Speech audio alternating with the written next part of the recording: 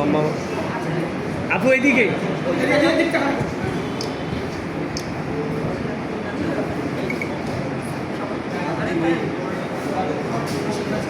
প্রস্তুত থাকবে শিহাবুল ইসলাম। এদিকে আসেন, এদিকে আসেন।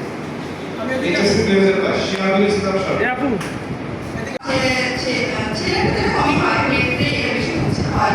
তো ঠিক আছে, ভালো ভালো হয়ে গেছে। আমি লাস্টে দিয়ে একটু কষ্ট করে বাচ্চাটাকে পড়াইলে যেটা হবে কোনো না কোনো কারণে দুর্ঘটনাও করতে পারে এটা জীবনে, তাই না? যার ভরসায় আমি মেয়েটাকে তার স্বামীর বাড়িতে দিয়ে পাঠালাম, সে স্বামীকে তো দুর্ঘটনা করতে পারে। তাহলে সে যাতে নিজের পায়ে দাঁড়াতে পারে, নিজের পায়ে কখন দাঁড়াতে পারবে, সে যখন শিক্ষিত হবে, তাই না? শিক্ষিত না হলে তো এখন কিন্তু কোনোভাবেই কোনো জায়গায় যাওয়া সম্ভব না। কারণ আমরা একটা দেখছি অভিষেক পদেও মাস্টার্স পাওয়া যায়। অতএব শিক্ষিত হতে হবে। তো শিক্ষিত হলে কোথাও না কোথাও একটা কাজ করে খেতে পারবে। এই কারণে হলেও আমি অভিভাবকদের কাছে বিনীত অনুরোধ করবো, আমার বাচ্চাটাকে একটু পড়া সুযোগ করে দেওয়ার জন্য দিব এবং তার প্রতি একটু কেয়ার রাখবো। বোঝা যাচ্ছে কাজের সাথে মেলামেশা করছে, কীভাবে থাকছে। তো কথা বেশি বাড়বো না। যারা আছে তাদের অনেক শুভকামনা এবং তারা আরও সামনে এগিয়ে যাক, তাদের জন্য শুভকামনা রইল আমার পক্ষ থেকে। ধন্যবাদ সবাইকে।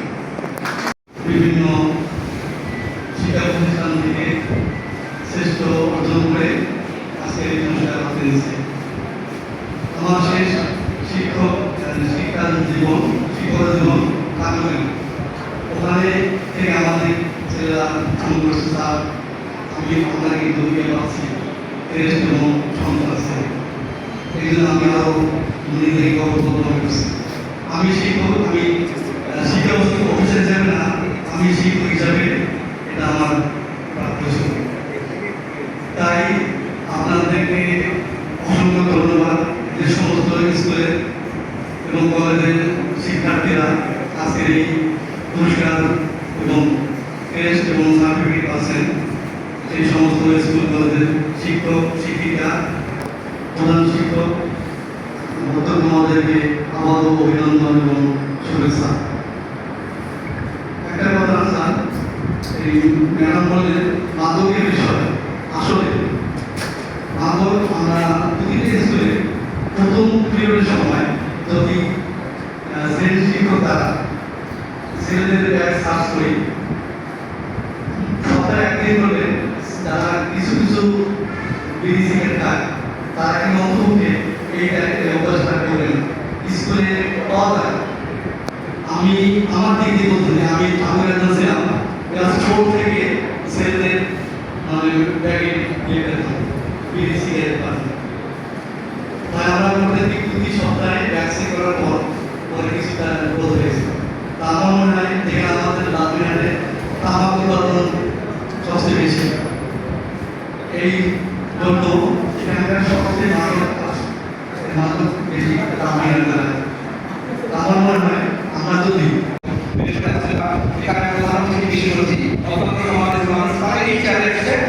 তোমাদের মতো তারা স্বপ্ন দেখেছিল যে তারা ভেবেছিল যে আজকে এই জায়গায় আসছে, তোমরা এখানে আসছো। আমি একটু গর্ববোধ করি এই কারণে যে তোমাদের মতো ছাত্ররা এখানে তার সঙ্গে আমি কিছু কথা বলতে পারছি। এগুলো একটা বিষয় তারা যে কোনো ব্যাপারে যেটাই আজকে আমার অনুভূতি তারা পেয়েছো, বিশেষ করে 22 যারা পাস করছো, তার অনুভূতি অনেক সময় বলে যে আমার খুব ভালো লাগছে, আমি অত্যন্ত গর্বিত, কিন্তু যারা অনুভূতি মানে তারা কোথাও আছে। তাই বলতে কেন তুমি সমাজকে, তোমার বাবাকে, তোমার শিক্ষককে, সবাইকে এই সমাজ কিছু দিবা। ভালো দেশ, ভালো সমাজ, ভালো পরিবার, ভালো বন্ধু, সব কিছু তোমাকে কিছু দিতে হবে। আর সেই জন্য একটা বুদ্ধি দেওয়া আছে।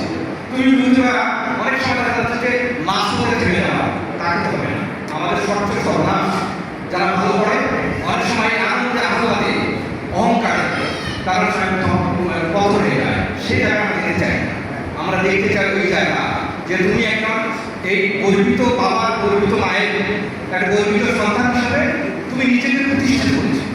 আর প্রতিষ্ঠিত করতে গিয়ে তোমাকে সবসময় ভাবতে হবে, আন্তরিকভাবে ভাবতে হবে। যে তত বেশি আন্তরিক হবে, আন্তরিকতার ঘাটতি হলে সেখানে একটি মানুষ সর্বদাই একজন কৃষক সবসময় আমরা বলি যে আমাদের মাস্টার তখন তার সঙ্গে শিক্ষা ছিল না, এত কিন্তু আমার বাবা দাদা যারা চাকরি করেছে তারা দার্শনিক ছিল, সেই মতো কোনো কিছু ছিল না। তারা ভেবেছিল, তারা ভাবছিল, তাদের কামনা